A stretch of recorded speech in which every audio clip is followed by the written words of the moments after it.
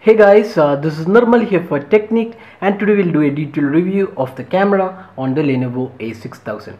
So the Lenovo A6000 is a new budget smartphone from the company which sports a 5-inch HD display, quad-core Snapdragon 410 processor, 1GB RAM, 8GB internal storage and an 8 megapixel rear camera with LED flash. There's also a front-facing 2 megapixel camera that's for selfies and video calls. So let's get started with the detailed review. First up, let's see the interface. So this is the interface of the Lenovo A6000 camera. So you can see here it's totally different kind of interface.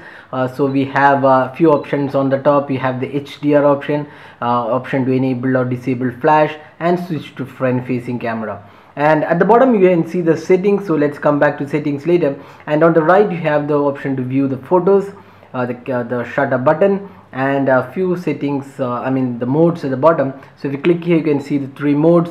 One is auto mode, that's switch to photo mode, video mode and panorama mode. So these are the three modes available. Now let's get to the settings. So let's open the settings.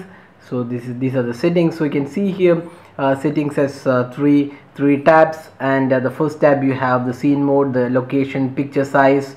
You can select the picture quality. There's a countdown timer. You can store photos in SD card. That's the default option. Is phone. You can enable it to SD card.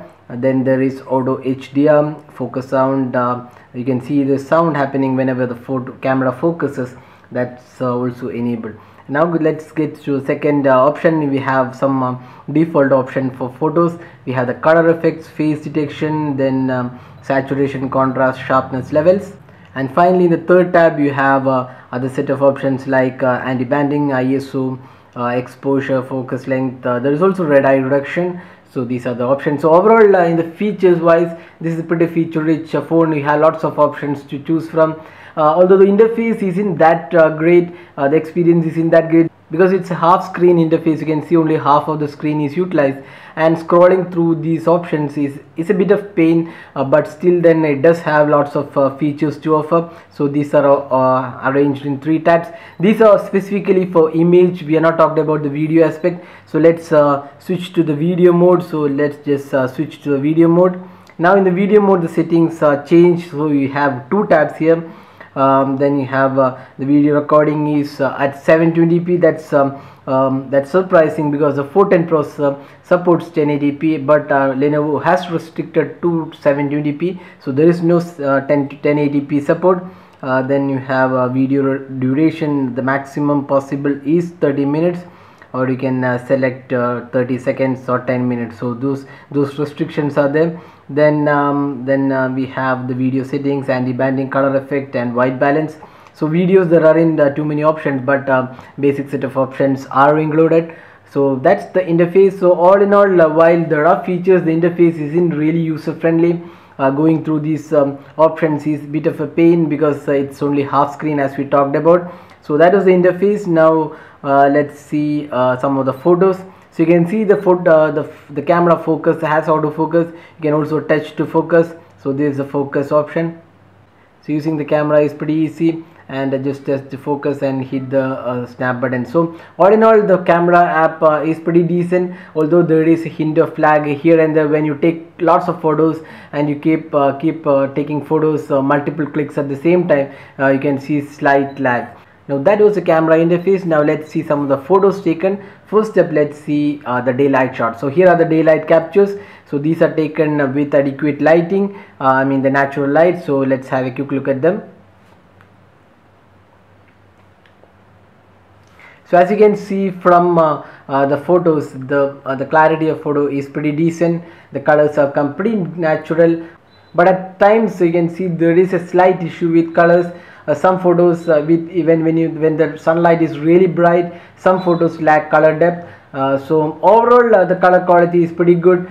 Since it's a budget oriented smartphone, we are pretty impressed with the camera quality in the daylight. The macro shots have come really great. You can see some of the macro shots as well, so they have pretty good clarity. The macro shots does offer great color quality. It's only when there is too much sunlight, the photo clarity changes a bit and the colors look a bit washed out, but still then it's pretty acceptable quality for a phone in the 7K price range. So now let's see some of the low light photos.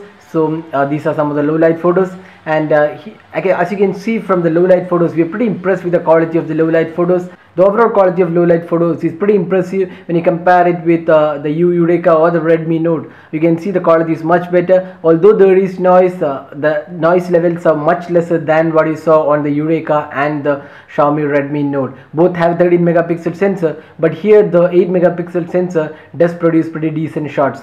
So the low light imaging capability is pretty good. Even though there is noise, it is considerably lesser than a lot of phones in this price point. So we are impressed with the low light capabilities as well, because you need to consider this is just a 7K phone, and it does have pretty decent low light imaging capabilities.